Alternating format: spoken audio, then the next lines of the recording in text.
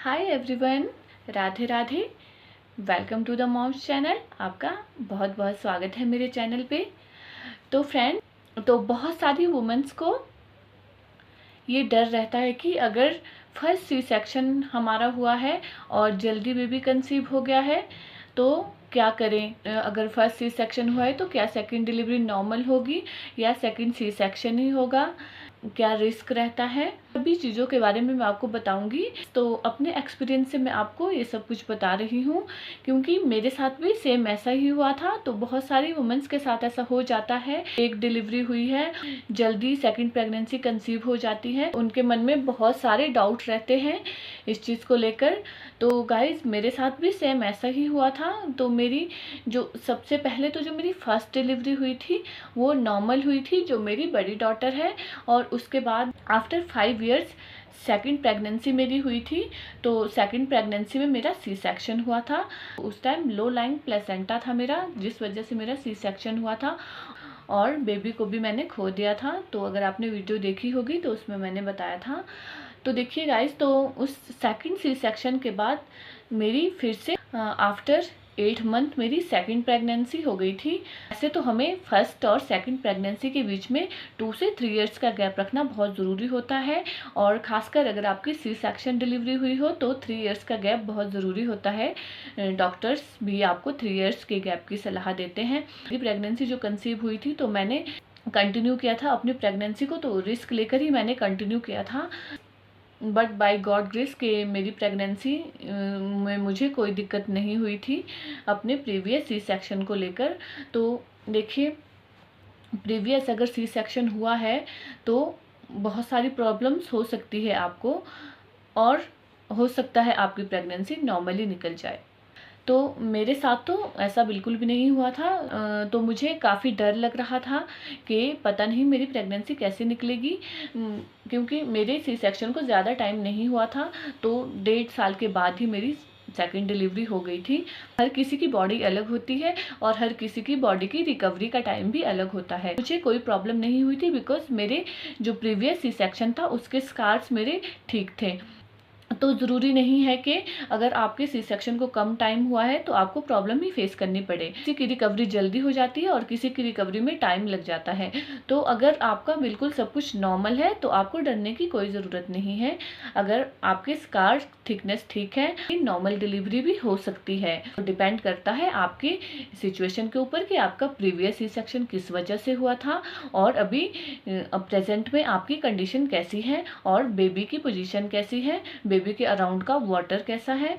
तो सब कुछ डॉक्टर्स देखते हैं। तो उसके बाद ही डॉक्टर डिसाइड करते हैं कि आपका सी सेक्शन होगा या आपकी नॉर्मल डिलीवरी होगी। कई केसेस में फर्स्ट सी सेक्शन को 5-6 इयर्स भी हो जाते हैं, फिर भी उन्हें प्रीवियस जो स्कार होते हैं उनमें दिक्कत होती है। और कई सी सेक्शन में आफ्टर 1-2 इयर्स भी कोई प्रॉब्लम नहीं होती है। तो डिपेंड करता है आपके प्रीवियस स्कार के कंडीशन के ऊपर। तो मेरी जो सेकंड प्रेगनेंसी थी उसमें 8 मंथ में जो मेरा अल्ट्रासाउंड हुआ था तो उसमें मेरी स्कार थिकनेस 6 के अराउंड थी। तो मुझे विश्वास नहीं हो रहा था ये देख के कि 6 से भी अप थी मेरी स्कार थिकनेस, जबकि मेरे सी सेक्शन को 1.5 साल ही हुआ था। और मेरे साथ जो और लेडीज़ थी वहाँ पर तो उनके 3 इयर्स हो चुके थे पहले सी सेक्शन को और उनकी स्कार थिकनेस 2 से 3 के बीच में थी। तो अगर आपकी स्कार थिकनेस सही है और बाकी सारी कंडीशन आपकी ठीक है तो आप नॉर्मल के लिए ट्राई कर सकते हो। अदरवाइज़ तो आपको सी सेक्शन में ही जाना होता है, क्योंकि प्रीवियस सी सेक्शन में ज़्यादा चांसेस सी सेक्शन के ही रहते हैं। और हो सकता है डॉक्टर्स आपको पहले से ही एडमिट कर दे, क्योंकि वो डॉक्टर ने मुझे पहले से ही हॉस्पिटलाइज कर दिया था। क्योंकि कभी भी आपको प्रॉब्लम हो सकती है, कभी भी आपको लेबर पेन आ सकते हैं। तो इसमें अगर आपको अचानक से लेबर पेन आ जाए तो हो सकता है आपके यूट्रस रप्चर होने के चांसेस भी रहते हैं, क्योंकि जो हमारा प्रीवियस स्कार है वो काफ़ी वीक हो जाता है जब बेबी डिलीवर होने वाला होता है। तो अगर हम नॉर्मल के लिए ट्राई करते हैं तो स्कार्स के ऊपर काफ़ी प्रेशर पड़ता है और हमें बहुत ज़्यादा पेन भी होता है। मुझे डॉक्टर ने कहा था कि आप नॉर्मल के लिए ट्राई कर सकते हो। मैंने नॉर्मल के लिए ट्राई नहीं किया। मैं ट्राई कर सकती थी बट मैंने ट्राई नहीं किया क्योंकि मैं कोई रिस्क नहीं लेना चाहती थी अपने और अपने बेबी के साथ। बिकॉज पहले प्रेगनेंसी में भी, पहले डिलीवरी में भी मैं अपने बेबी को खो चुकी थी, इसलिए मैं सेकंड टाइम पे ये रिस्क नहीं लेना चाहती थी, अदरवाइज मैं ट्राई कर सकती थी। तो ये मेरा खुद का ही डिसीजन था कि मैंने डॉक्टर को सी सेक्शन करने को ही कहा था। अगर आपकी कंडीशन ठीक है, सब कुछ सही है, तो आप नॉर्मल के लिए ट्राई कर सकते हो, अदरवाइज डॉक्टर आपका सी सेक्शन ही करेंगे। तो मैं गाइस सी सेक्शन की ओर ही गई थी, मैंने सी सेक्शन डिलीवरी ही करवाई थी अपनी, क्योंकि मैंने कोई भी रिस्क नहीं लिया था।